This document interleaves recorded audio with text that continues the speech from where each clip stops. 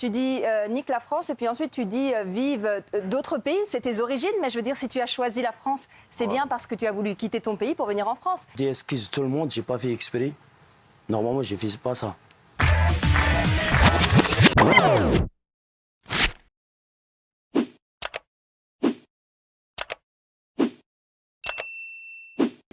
Après un mois et demi de déballage médiatique, Johnny Depp remporte le procès en diffamation contre son ex-compagne Amber Heard. Est-ce que vous pensez que M. Depp a des preuves fiables prouvant que Mlle Heard a agi avec malice? La réponse du jury est oui. Les jurés ont voté à l'unanimité la condamnation d'Amber Heard à lui verser la somme de 15 millions de dollars de dommages et intérêts. Déjà, c'est une grosse surprise, parce qu'en fait, pour les avocats de Amber Heard, on pensait que c'était facile en fait de prouver que elle n'a pas diffamé. C'est-à-dire que même si elle avait porté des coups, même s'il y avait une relation toxique, en fait, lui a aussi porté des coups, puisque en fait, c'est ce qu'avait dit le juge en Angleterre. Donc c'est un vrai fiasco pour les avocats de Amber Heard qui sont passés complètement à côté. Évidemment, c'est un procès qui est complètement hors norme. C'est quand même que les temps changent. Je donne juste une indication. Dior a soutenu. Il l'a soutenu jusqu'au bout. Puisque le parfum sauvage, on le voit encore à la télé. Johnny Depp, exactement. Ouais. Dior, c'est quand même une marque qui ne vend qu'à des femmes. C'est une marque qui est féministe. Sauvage, j'adore ce parfum. Et ça aurait pu tourner au vinaigre, parce qu'en plus, Sauvage, on aurait pu se dire, il donne des coups à sa femme. Et il fait la pub pour Sauvage. Et ça aurait pu être boycott contre Dior. Il n'y a pas eu ça du tout. Faire un Marco. Donc, en fait, j'ai donné 15 millions. Et en fait, la juge a ramené les 5 millions de dommages et intérêts punitifs à 350 000. C'est le maximum. Ça a été un peu un fiasco hier, les jurés. Mais 10 millions, elle les a pas, les 10 millions. Elle les a, les 10 millions. Non. Justement, c'est ce qu'elle a dit aujourd'hui. Elle a dit, moi, j'ai pas cette somme-là, je fais appel, et j'espère que je serai entendu. Parce que comment elle fait si elle l'a pas? C'est ça que je veux savoir. Elle est condamnée une deuxième fois et on dit qu'elle doit donner 10 millions. Elle fait comment? De toute façon, là, même en faisant appel, elle doit donner environ l'équivalent de 9 000 euros. 9 000, on sait, 9 millions. Exactement, 9 millions. Elle doit donner. C'est-à-dire que c'est pas suspensif. C'est pas suspensif. D'accord. On ne va pas attendre la fin de l'appel. Johnny Depp a été puni quand même de 2 millions de diffamation inverse. Les jurés ont essayé de couper un petit peu la poire en deux. Ici, ils sont pas pis sur rien du tout. On rentre à un match. Les gens sont achetés 5 000, 6 000. Moi, gratuit. Les à France, je vais niquer la France bientôt. Si you want to vive l'Algérie, le Maroc. Alors voilà, c'est vrai que cette vidéo a fait énormément parler. Vous êtes allé devant le Stade de France alors que vous n'aviez pas de billet. Pourquoi? Vous avez dit je vais pouvoir rentrer? Bonjour. Bonjour. J'ai parti vers Tours, à côté du stade. Après, je vois les Anglais étaient là-bas et tout. Ils ne sont pas rentrés. Quand on a commencé le match, et commencé pousse et tout, tout le monde dépousse. Moi, j'ai rentré avec eux. Ouais. J'ai rentré par la porte. J'ai pas sauté et tout. Par la porte. Rentré tranquille, personne ne vous a rien demandé? Il n'y a personne vers les portes et tout. Pourquoi tu as fait la vidéo? J'ai vu la vidéo pour mes amis et tout. Pour rigoler avec mes amis et tout. Après, moi, je ne savais pas, il y a stade de localisation du Stade de France. C'est ça, j'ai trompé, j'ai mis sur les réseaux sociaux. C'est tout. Après, quand je rentrais, je parle les papiers. Les papiers, je parle pour le ticket. J'ai pas de ticket et j'ai reçu rentré. Tu regrettes ces propos? Normalement, je dis pas ça. Pourquoi vous avez dit ça? Pourquoi? Quand je rentrais, le match et tout, ça, je savais même pas comment j'ai dit ça. Je rentrais sur le match et tout, il y avait la demande. Parce que je te dis, Bilal, voilà, ça par exemple, ça porte préjudice à tout ce qu'on essaie de défendre. Bien sûr, bien sûr. Tout ce qu'on essaie de défendre avec Adama, tout ça, voilà. C'est pour ça, comme symbole, je fais avec le drapeau bleu-blanc-rouge. Voilà, c'est ça. Car le drapeau bleu-blanc-rouge, il a une histoire. Beaucoup de personnes, je vois les pseudo-patriotes, les pseudo-nationalistes, moi j'aime la France. Quand tu vas dire des propos sur la France, ça me touche et tout, etc. Mais je leur parle de Rouget de Lille, je leur parle de la prise de. Il y en a marre des discours et de la vérité. Il y a l'action et les discours. Les discours, c'est très beau à chaque fois que vous êtes là. Et après, il y a la réalité. La réalité, c'est pauvre France, je vais niquer la France. Ça, c'est ce qu'on voit et ça, c'est ce que vous dites. Mais à chaque fois que vous venez, il y a un super beau discours patriotique et tout ça. Mais il ne se traduit jamais. Monsieur, moi, j'essaie juste de répondre à la Adama, il n'a rien fait, le pauvre. Non, mais tu vois, on a un super beau discours à chaque fois, on a ça. Moi, j'ai une question très simple. Toi, tu comprends le lynchage? Oui, j'ai une question très simple pour Bilal. Alors, tu peux me répondre juste par oui ou par non. Est-ce que tu es fier de vivre en France? Ouais. D'accord. Et donc, quand tu es fier, donc ce que la France te donne, toi, tu lui rends en disant nique la France? Non, juste j'ai trompé. J'ai revenu pour excuser.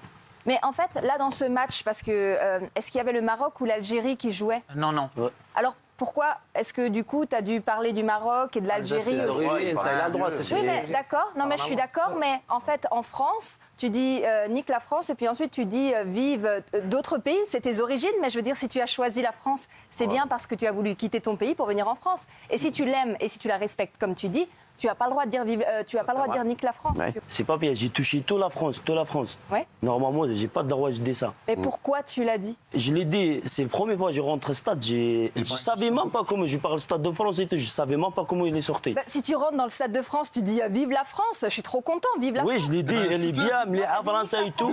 Après, il a dit milliard la France. Je l'ai dit, mais à la Je peux tout donner pour je vraiment parle bien témoigner arabe, nique la France, ça veut dire ah bah c'est beau la France, voilà, je suis bien en France parce qu'en France on Oui, peut, c'est voilà, pas un j'aime d'amour. on est Voilà, des j'aime d'amour. genre en France on est des nuls, voilà, donc c'est ça. Gilles, Et oui, c'est vrai que l'effet des paroles est dévastateur. Bien sûr. Pour nous qui essayons de défendre les quartiers, les choses positives qui s'y passent. Merci. Monsieur, c'est vrai que je trouve que vos excuses, vous devriez les reformuler vraiment, parce que honnêtement, moi, je trouve que le lynchage que vous subissez, c'est scandaleux. Je suis de votre côté. Mais pour des gens comme nous, vous entendre dire ça, ça fout tout en l'air. Bien sûr. Nous, nos parents, quand ils sont venus en France, ils ont traversé la Méditerranée, ils ont été accueillis comme il se doit, madame, nos parents. Ils ont été accueillis comme il se doit. Ils ont pu travailler, ils ont pu nous éduquer. Alors, faut pas dire nique la France, Non, mais désolé. madame, aujourd'hui, ce jeune homme-là, c'est une erreur qu'il ne refera plus, car ça a un impact considérable dans son cercle familial. Ça a un impact considérable dans son travail. C'est normal, et c'est normal. Les gens qu'on voit, il n'a pas sauté la grille, mais je dis les gens qui ont sauté la grille, tous ces gens-là font marche arrière. On fait marche arrière par rapport à ce qu'on essaye, nous, de faire passer comme message ici, de dire que c'est pas parce que tu viens de Saint-Denis que t'es pas doué, c'est pas parce que t'as pas fait d'études que t'es pas doué, on peut donner des chances. Avec des discours comme ça, un patron d'entreprise, il va dire, il l'entend dire, nique la France, et l'autre derrière qui fait ses trucs de pistolet, dire, bah ces mecs-là, j'en veux pas. J'en veux pas, moi. Et c'est ça le tort qu'il fait. Et c'est pourquoi je dis le lynchage. il le sait ça, Adama, il l'a dit. Il a dit Adama, il dit la même chose que vous. Guillaume, tu voulais. Non, mais il a dit une connerie, mais ça me choque qu'on lynche publiquement un jeune qui a mis une post story sur Snapchat, qui n'est pas une personnalité publique. Des jeunes qui disent des conneries, il y en a plein. Un jeune qui fait un signe de pistolet, ça veut pas dire je vais tirer sur tout le monde. Là, c'est un jeune d'origine maghrébine, donc ça veut dire je vais tirer sur tout le monde. Voilà, attention aux amalgames. Mais pas quoi, mais n'importe quoi, il y en a plein des jeunes qui disent la police. Il y a eu des menaces de mort. Il y a des amalgames qui sont dégueulasses. Il y a des menaces de mort. Regardez les tweets, c'est il y a trop d'arabes en France, il y a trop de racailles rentrés chez nous, c'est dégueulasse. Donc stop aux amalgames. Il a dit une connerie, il s'est excusé, arrêtez. Est-ce que tu veux dire quelque chose, même à ton frère voilà, qui te regarde peut-être, ou à tous les Français qui nous regardent, qui ont été choqués, et voilà, et est-ce que tu aurais quelque chose à leur dire ce soir? Je dis excuse tout le monde, j'ai pas fait exprès. Normalement, je fais pas ça. Excuse, je sais pas. Après. À ton frère, tu lui dirais quoi, qui veut pas te parler? Mon frère, ça fait une semaine, il voulait pas me parler avec moi. Les chéris, on parlait de Diams et je vous disais, est-ce que vous êtes choqués par les critiques contre elle? Remettez vos petites pancartes juste avant. Dans le documentaire, Diams fond en larmes lorsqu'elle évoque l'épisode de Paris Match en 2009 qui avait dévoilé des photos d'elle la montrant à la sortie d'une mosquée. Regardez ça. Je pense que ce qui m'a rendu triste, parce qu'il y a la colère contre le fait qu'on me voile un truc intime de ma vie, ça c'est clair, mais ça c'est gérable. Moi, c'était vraiment par rapport aux gens qui m'aimaient. Je savais qu'ils allaient comme briser l'amour qu'il y avait entre moi et le public. C'est vraiment ça qui m'a fait mal. Je suis très choqué parce que ce qu'on lui reproche, c'est de porter le voile, d'être musulmane et de faire du prosélytisme. Or, elle ne le fait jamais. Elle raconte son histoire parce que, comme elle l'explique, son histoire allait lui être volée. Elle parle d'une manière linéaire, elle ne s'apitoie pas sur elle-même. Je trouve son interview et le documentaire très bien et je ne comprends absolument pas ses critiques. Si quelqu'un allait faire une retraite dans un monastère, un catholique dans un monastère, on dirait c'est formidable. Parce qu'elle porte le voile, on la critique, c'est absurde. Alors, elle parle aussi de ses souffrances psychologiques. Elle a également évoqué son internement en clinique psychiatrique en 2008. Et je me souviens que depuis la clinique, j'ai recommencé à me faire du mal, en fait. Et quand les infirmières et les gens ils ont vu ça, ils ont dit non, ça y est, stop. Et là, ils m'ont éteint. Ils m'ont éteint. Quand je dis ils m'ont éteint, c'est qu'ils m'ont donné plein de cachets. Voilà, si c'est pas sous le coup de la loi, on a le droit de critiquer sa prise de parole. Voilà, je trouve qu'on a le droit. Ce que je veux dire, c'est que sa religion et sa foi, on a le droit de le critiquer au même titre que ma non-religion et ma laïcité. C'est pas plus sacré Diams que moi qui ne suis pas religieuse, déjà. Donc ça, c'est la première chose. Et ensuite, tu disais, Gilles, qu'il n'y a pas de prosélytisme. Il y a eu quand même dans son discours quelque chose comme la musique, c'est péché. Elle a quand même une pratique de l'islam qui, moi, à titre personnel, si tu veux, moi, elle fait absolument ce qu'elle veut de sa vie, qui, moi, me trouble, et j'aimerais peut-être pas que moi, ma fille, elle entende, par exemple, que la musique, c'est péché. Ou j'aimerais pas qu'on dise aujourd'hui, comme on le dit beaucoup, qu'elle est repentie et voilée. Elle a été sauvée par l'islam. Je ne sais pas si vous vous rendez compte dans ce qu'elle dit, l'islam l'a sauvée. Géraldine, non mais je la cite, oui. L'islam m'a sauvée. J'ai trouvé la paix intérieure grâce à l'islam. Donc moi je trouve ça beau, la manière dont elle parle de religion. Et encore une fois, je trouve qu'il n'y a aucun prosélytisme. Et quand elle dit que la musique c'est péché, tu trouves ça comment, toi? Non mais elle dit qu'aujourd'hui elle ne se reconnaît plus dans ce monde de diamants. C'est la 31e sourate du Coran qui proscrit la musique. Voilà, c'est pour ça qu'elle a préféré arrêter une fois qu'elle a été découverte voilée à son insu. C'est pour ça. Même elle a pris la décision d'arrêter. Moi, je trouve non, mais elle avait une vie. Moi, je trouve qu'elle est inattaquable, Diam, sur tout ce qu'elle a fait. Elle a pris la décision, elle a été au bout de sa décision, et moi, je trouve ça très bien. Moi, c'est ma génération, donc ça me touche. Pour moi, Diam, ça l'est. C'est des yeux, c'est ça? Bah oui. Bah ouais, sincèrement, ça les touche pas. C'est quoi? C'est Charles Aznavour. Bah oui. J'adore Charles Aznavour. Oui. Alors oui. Donc moi, ça me touche vraiment. Pour moi, Diams, elle est intouchable. C'est pas parce qu'on est connu, on dit qu'il y a un truc public que ça va spécialement toucher nos enfants. Les enfants, ils ont des parents pour l'éducation. S'ils veulent les éduquer d'une certaine manière, bah, c'est leur problème. Si Diams a envie de dire que la musique, c'est interdit, bah, moi, ça me dérange pas qu'elle le dise si elle le pense profondément. Chacun a le droit de penser ce qu'il veut. Il peut le dire. C'est un modèle pour plein de jeunes. C'est un modèle, mais les jeunes ne sont pas teubés. Et au pire, ils ont des parents. Si ça dérange les parents...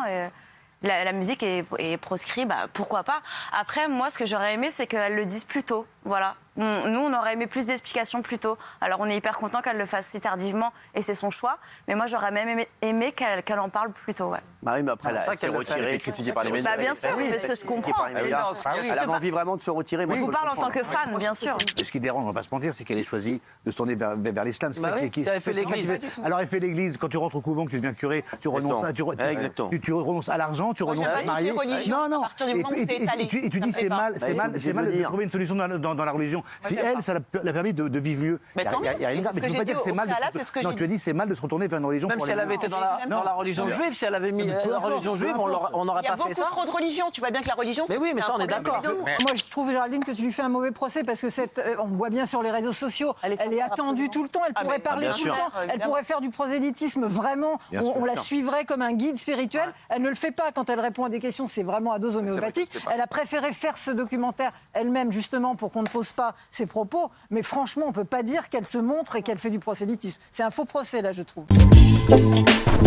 Chaos, stade de farce, honte. Ce week-end, la presse étrangère n'a pas épargné la France et sa gestion de la sécurité aux abords du Stade de France. Samedi soir, la finale de la Ligue des Champions opposant Liverpool au Real de Madrid va connaître 30 minutes de retard. Le coup d'envoi ne devrait pas avoir lieu avant 21h36. À l'extérieur, des scènes terribles de désordre et de débordement qui vont très vite faire le tour du monde. Je voudrais qu'on voit cette vidéo qui a énormément tourné avec Jordi. Et moi, quand j'arrive au Stade de France, voilà, parce qu'on va expliquer aux gens ce qui s'est passé, c'est vrai que ça explique aussi beaucoup de choses de ce qui s'est passé après. Regardez. Laissez passer Cyril! Laissez passer Cyril! Je suis plus connu que Cyril!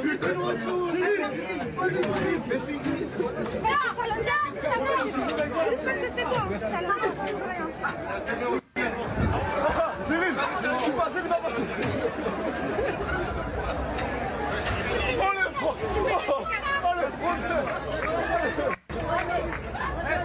Et c'est vrai que le truc ne marchait pas.